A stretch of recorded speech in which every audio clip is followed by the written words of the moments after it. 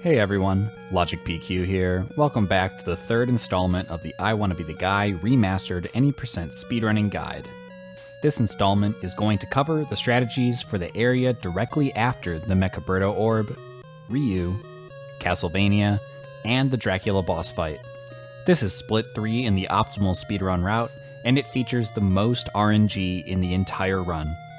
Let's get right into it. Beginners. The first screen has one of the hardest jumps in the entire game. The only way to get better at this section is to practice and learn the jump.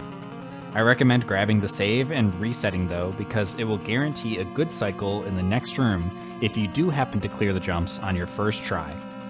When you enter the second room, you should see 3 floating turrets that shoot a stream of bullets at you every 1.80 seconds. If you clear the jump prior with relative speed, then you will be on a perfect cycle to quickly jump up and shoot the first turret. However, if you were slow at any point getting to the first turret, then wait in this corner until it shoots. Go up and destroy the turret, and then wait for the one below to shoot before dropping down and jumping when you cross this threshold. Yes, I remembered that I can turn hitboxes on for easier visuals. Be sure to spam shoot while doing this to destroy the other turret. Now just double jump up to save and shoot it. To easily save a small amount of time, save and reset in midair, and use the extra jump to make it up to the higher platform. If you go up right away, then the turret will be on a good cycle. Otherwise, wait to see the shots, then immediately go. The final drop in this room can be difficult for beginners, but you just need to remember to save your jump. Walk off and hold right until you pass this first spike, then hold left until you are in this gap. Then go back to holding right and time your jump out. It isn't too bad once you get used to it, but it will require some practice to not fail.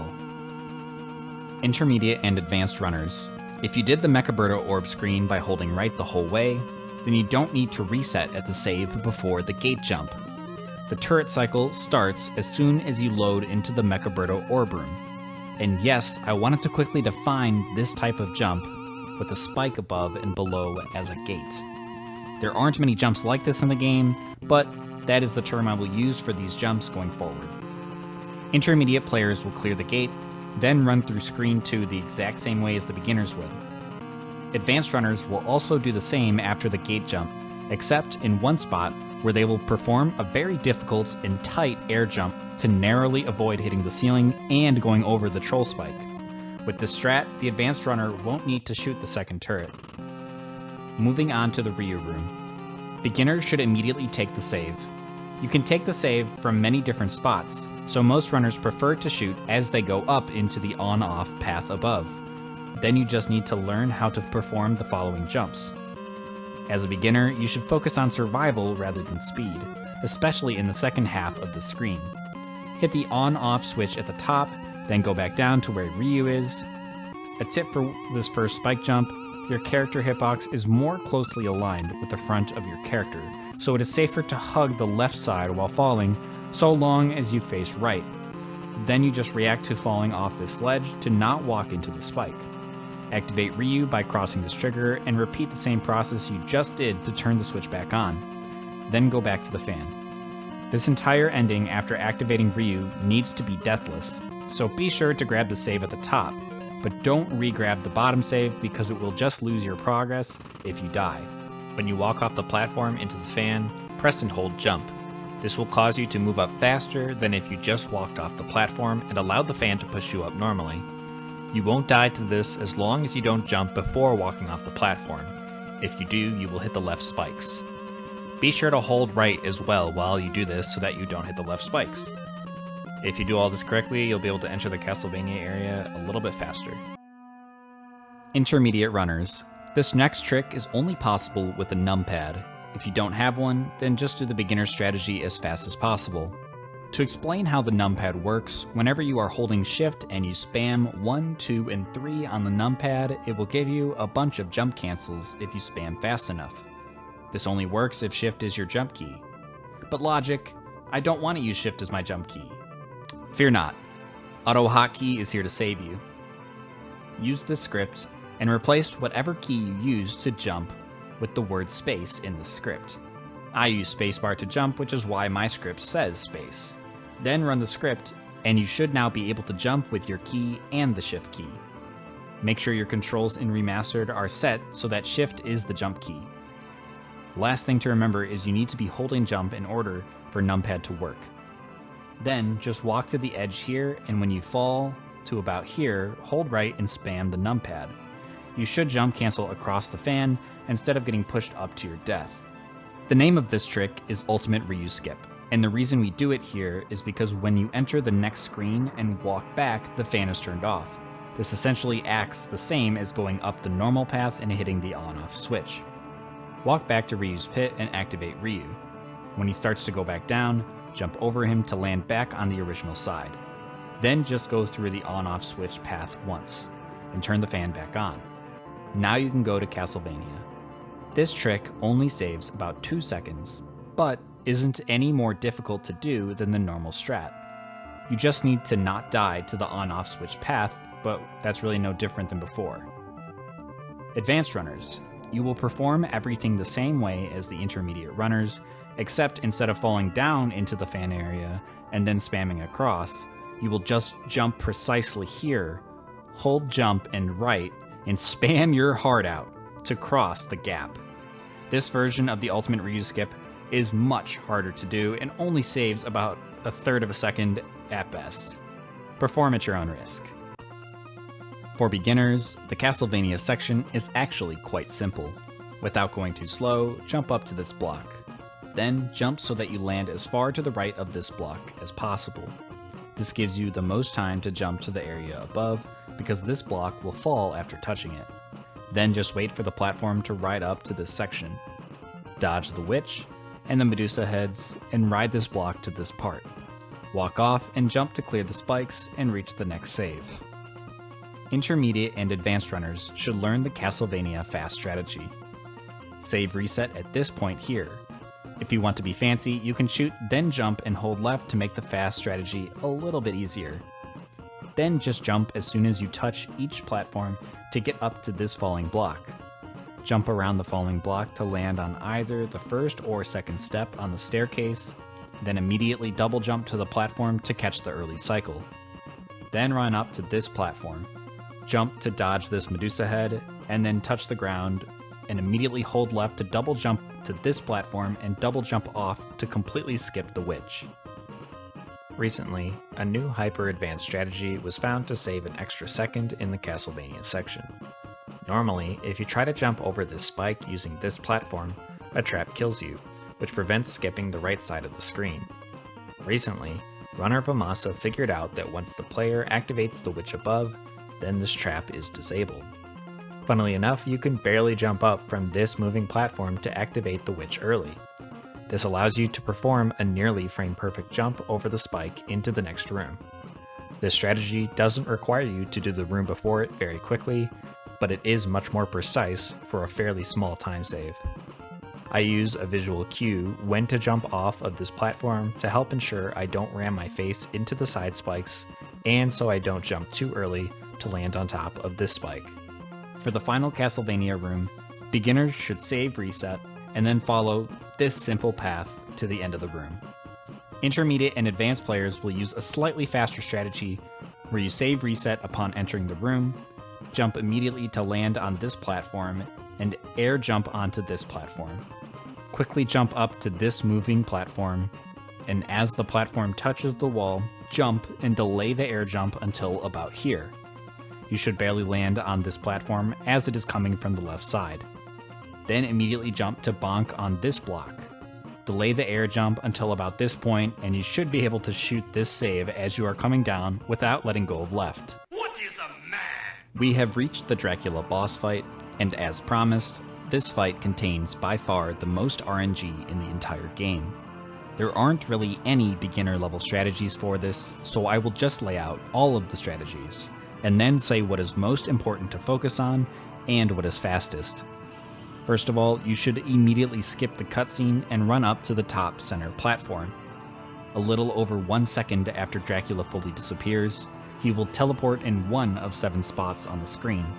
The only truly bad spot is dead center, because it severely limits your ability to damage him unless you want to play extremely risky. Otherwise, always line up near the edge of the top platform if he spawns in either of these positions so you have time to react to his attacks. Any other teleports can usually be dodged with relative ease. Dracula's head is about 1 block length lower than a max height double jump will grant you if you are on the top platform with the kid, and just so you know, Dracula's head is where you damage him. This is good because it means if you time your air jump well, you can get a ton of damage on Dracula every time he teleports. The best teleports for damage are obviously the one closest to the center, but not the center. The ones one more Dracula length out are also very good though. The only teleport that can be difficult to get decent damage on are the farthest ones on either side, and as a beginner, I would focus on dodging the attacks and trying to get at least one volley of damage every time he teleports.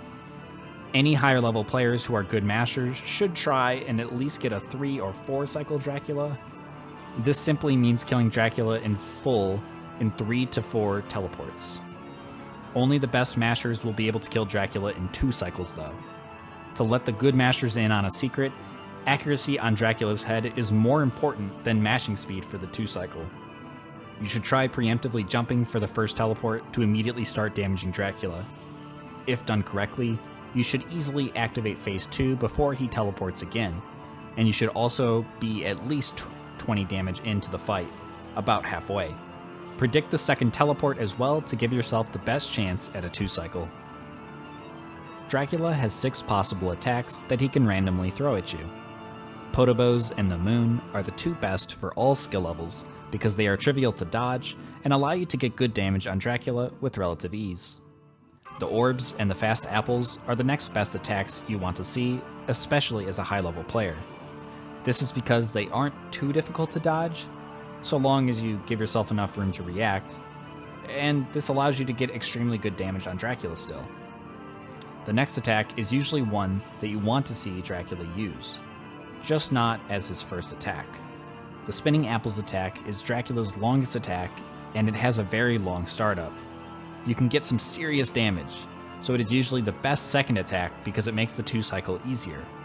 However, if you get this attack as your first attack, it generally just loses time to the other attacks already mentioned because you will need to wait at some point. As a beginner, this is a pretty good attack to see at any point just because you're probably not 2 cycling Dracula anyways. This is all true though unless someone figures out how to not only mash fast enough, but also perfectly dodge this attack. You might be able to 1 cycle Dracula as an extremely advanced player with this attack first. However, no one has ever done it. In order to 1 cycle, you would almost definitely need Dracula to spawn in either of these 2 spots. Except I just lied to you, because I did finally figure out how to 1 cycle Dracula with this attack. It turns out you want him to spawn in any of these 4 spots, and then first attack Spinning Apples. If you weave perfectly while dealing massive damage, you can barely 1 cycle him before he teleports away. The 1 cycle only saves about 1 second over a godlike 2 cycle though. Lastly, Dracula's worst first attack, by far, is the homing attack. This attack homes in on your character until almost the end of the next teleport cycle. This usually loses a bunch of time, and often kills beginner players just outright. Advanced players can usually bait the homing attack in such a way to continue doing damage in the next phase, but it is very difficult and risky. Homing attack is a great second attack for advanced players though, because it is slow at first and it usually makes the 2 cycle free. Now that we have gone over all of the RNG in this fight, and the basics of what you can and should do in each situation, we can finally talk about the phases of the fight. Dracula has 2 phases. Phase 1 takes 16 shots to finish, and only involves the attacks and teleports we already mentioned.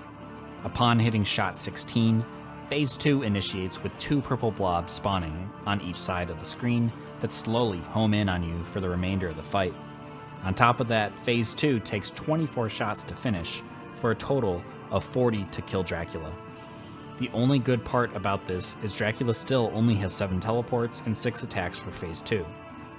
here are 2 strategies to deal with the purple blobs. For beginner and intermediate runners, you should probably try to get the purple blobs on the same side of the screen so they are easier to deal with. Intermediate runners should stop doing this once they are capable of 3 or 4 cycling Dracula, however, and instead do the advanced purple blob strategy. This involves shooting left and right whenever Dracula isn't shootable to keep the blobs just far enough away to finish the fight before they reach you. Once you finish phase 2, his final form is a Waddle Dee, which dies in 1 shot. The orb spawns in where the Waddle Dee was standing and the fight is over. One final tip for this fight: I wouldn't bother YOLOing this fight too hard unless you were at the tippy top of runners in this game, because each cycle only loses about 3 seconds. Now that we are done with Split 3, you know what time it is. Time for a comparison between the beginner, intermediate, and advanced routes in this split.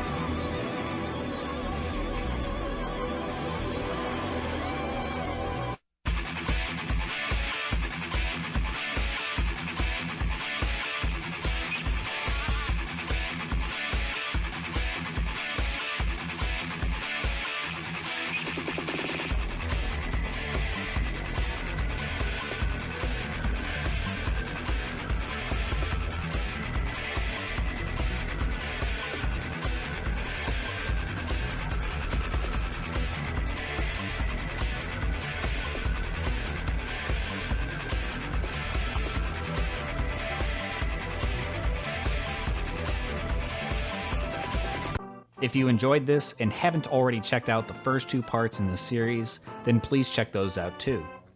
Thanks for watching and subscribing for part 4, Remastered Any Percent Speedrun Guide, Tetris/Craig Geef. Please leave a like and comment as well for that YouTube algorithm. I hope you found the information in this video helpful. This was LogicPQ. Thanks for watching.